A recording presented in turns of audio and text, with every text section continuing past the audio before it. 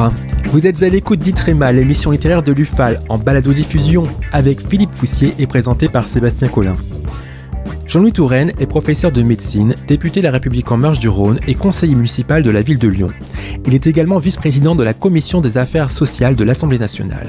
Il publie « Donner la vie, choisir sa mort », un ouvrage collant parfaitement à l'actualité sociétale de ces derniers mois et à notre besoin d'humanisme. Dites-nous en plus, Philippe. Les combats parlementaires de Jean-Louis Touraine sont connus en France. On connaît peut-être moins la manière dont il a étayé sa réflexion sur les sujets de bioéthique à la lumière de son expérience de médecin.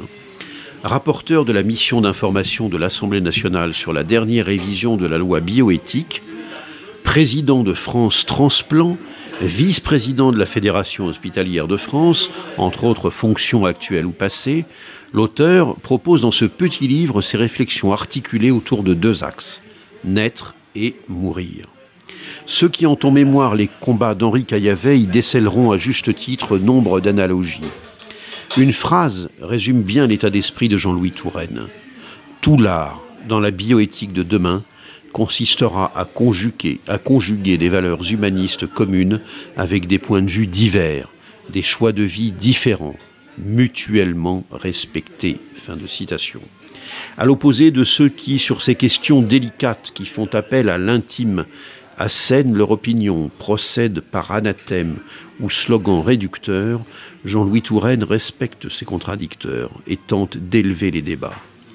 Il a raison de citer Voltaire, « Lorsqu'une question soulève des opinions violemment contradictoires, on peut assurer qu'elle appartient au domaine de la croyance et non à celui de la connaissance », nous disait le célèbre philosophe du XVIIIe siècle.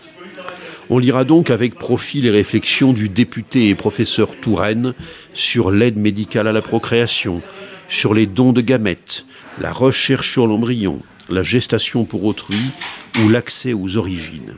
Et bien sûr, s'agissant des questions relatives à la fin de vie, où il s'est illustré depuis des années. Le temps est révolu, dit-il, où le paternalisme d'une société de médecins, d'autorités civiles et ecclésiastiques décidaient de ce qui est satisfaisant pour chaque moribond. Le soigné n'est plus sous la domination du soignant. Fin de citation.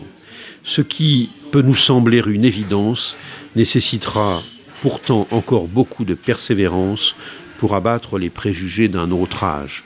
Donc voilà pour ce petit livre de Jean-Louis Touraine, « Donner la vie, choisir sa mort », publié aux éditions RS, ERES, 180 pages, 12 €. Merci Philippe.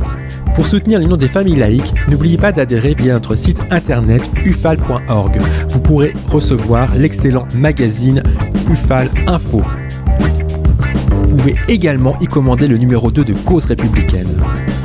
Quant à moi, je vous donne rendez-vous la semaine prochaine pour un nouveau Itrema.